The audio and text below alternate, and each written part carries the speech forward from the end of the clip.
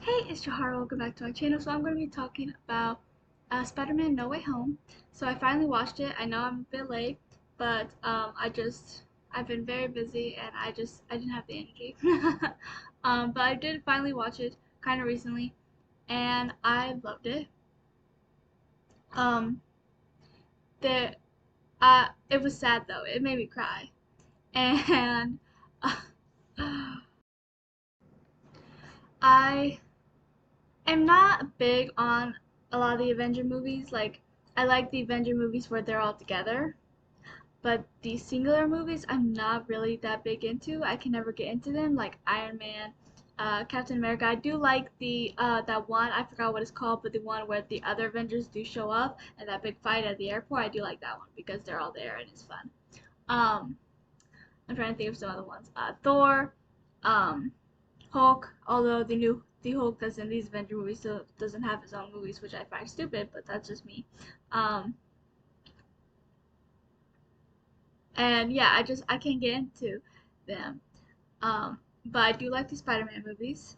I don't know if it's I wouldn't say uh Spider-Man is my favorite Avenger. This Spider-Man might be up there with my favorite Avengers after Wanda, not including the Guardians, because they're not really Avengers, they're the Guardians, and they're my favorites. Like the first I was never cared about watching any of the Marvel movies, but then one day I was at my aunt's house and they were buying the second Guardians of the Galaxy movie that just came out at the time, and I told her and her boyfriend I had never seen the first movie. They're like, okay, well, we're going to watch the first movie. Um, First so that you can get an understanding for the second movie when you watch it. And I end up really enjoying it, and I loved it. And they are my favorite Marvel movies, my favorite characters in the Marvel movies, and that is never gonna change. um, but After Wanda, Peter Parker might be my favorite Avenger, and I might be biased because I like Tom Holland and I like Zendaya. I grew up with Zendaya because like Shake It Up. There's Casey Undercover, which I never actually watched that much of. I've been meaning to, I just never ever got around it. And I know I've seen her in other stuff. My mind's just drawing a blank right now. And then Tom Holland, I think this is the first time I actually really saw him, but I've seen him in a couple things since, I think, or at least one thing, because I know he's in Onward with Chris Pratt.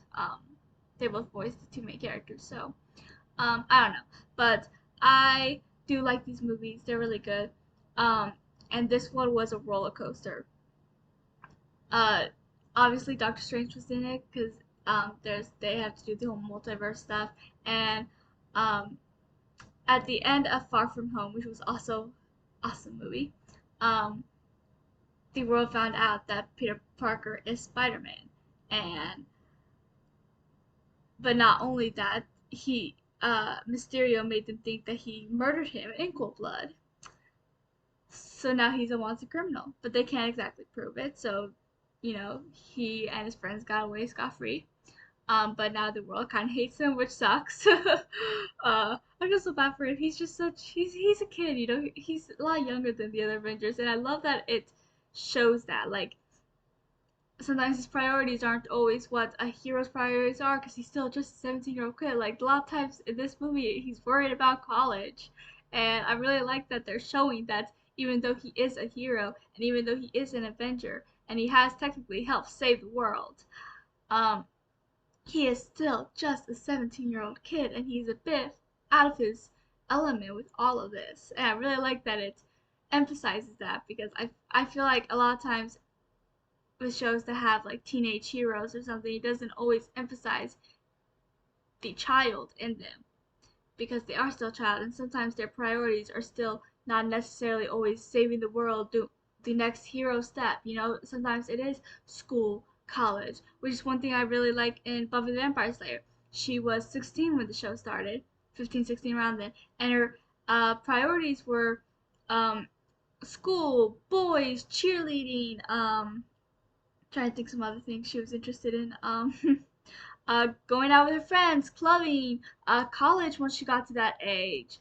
Uh, and because it's important that if you have a hero that's still technically a kid, a teenager, that you need to show that even though they are heroes, sometimes they have to do make these hard decisions, and sometimes it can be difficult because they are kids. To show that they are kids, show that their priorities necessarily aren't always the hero-ness, whatever.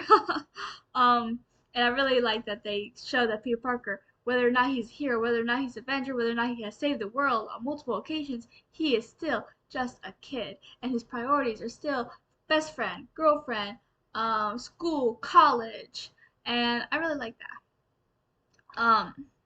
So their um lives are all jumbled now, and uh they even didn't get into college because of it. And Ned and MJ are, I can't think of the wording, but like accomplices to the world, so they are also not getting um what they want because they're associated. That's the word I was looking for. They're associated with Spider-Man. Um, but so Peter Parker decides to go to Doctor Strange, but then he ended up messing up the spell because he is still just a kid, and now all these now the world is messed up, and all these multiverses were open, and these villains are coming from the past, from different universes, and he has to stop them. And of course, later on, Ned and MJ kind of bring in the other two Spider-Mans, Andrew Garfield and Tobey Maguire. I never watched their Spider-Mans, I don't care to, but I do know enough of the Andrew Garfield one though, because I know everything that happened with his love interest, and which is why when he saved MJ, it was so important. But I'll get to that. And of course, Peter Parker, being Peter Parker, didn't want to just bring them to die, so he's trying to cure them from whatever turned them evil, which I just love. It's just such a Peter Parker thing to do. Like he's just such a sweetheart. Like most of the other heroes, they would be like, okay, kill him, but or take them back, you know. But not him. He wants to find a way where they don't have to die, and I just absolutely love that. You don't get heroes like that very much. Um, and but then he lost his aunt, which was very sad. It made me sad. Um, and they found him and explained the whole two other Spider-Man things, and they do this huge fight with all the villains, trying to cure them still because he's still Peter Parker. But when he gets to the villain that killed his aunt, he goes a little insane and does kind of try to kill him.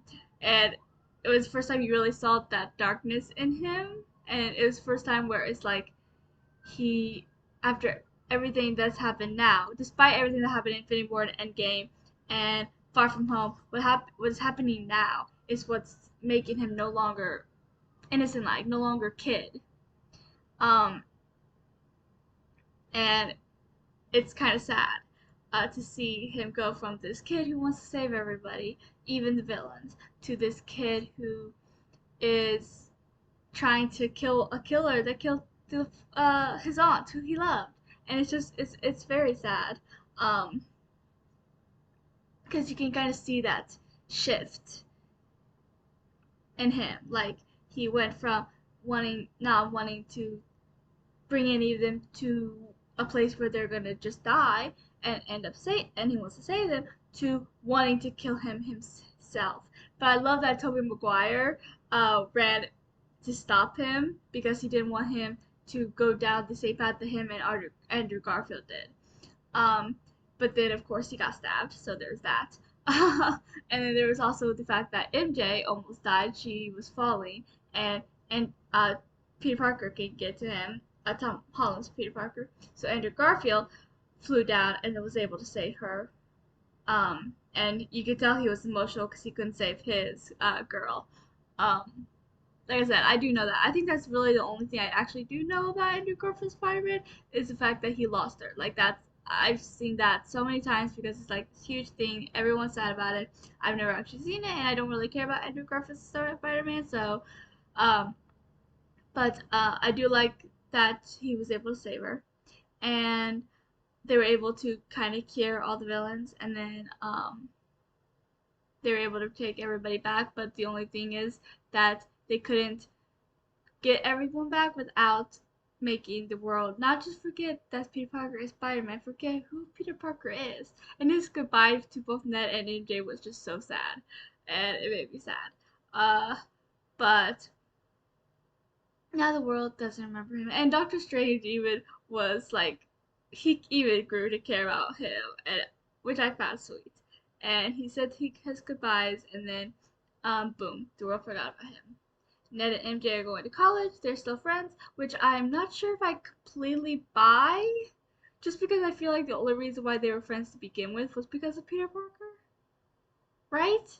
Like, they were only friends because Peter and MJ liked each other, and then Peter and Ned were best friends. So Ned and MJ were friends by proxy. At least that's how I see it. So I don't know if I buy the fact that they're still friends. I feel like they shouldn't be friends if they never met Peter Parker. I just don't think they would have ever become friends. Not necessarily because if they wouldn't like each other, they probably wouldn't have given each other a second glance if it wasn't for Peter. So I don't know if I buy that. I think that's the only thing that I kind of have issues with that I don't completely buy. So yeah. But you also saw him go see his aunt's grave, which was also sad, and then he leaves, and it was just sad. I can't wait for the next Spider-Man because I need everyone to remember Peter Parker. I need especially Ned and MJ to remember Peter Parker, and kind of Happy too. I kind of want him to remember too because he kind of took care of Peter after Stark died, which I liked since he was Stark's best friend. Um, so yeah, uh, overall, I really enjoyed it. It made me sad a few times. It made me laugh. It made me happy. It made me, um, it was just a roller coaster of emotions. But anyways, please like and subscribe and comment. If you've seen it, if you like the movie, and I'll talk to you guys about it below in the comments. Until next time.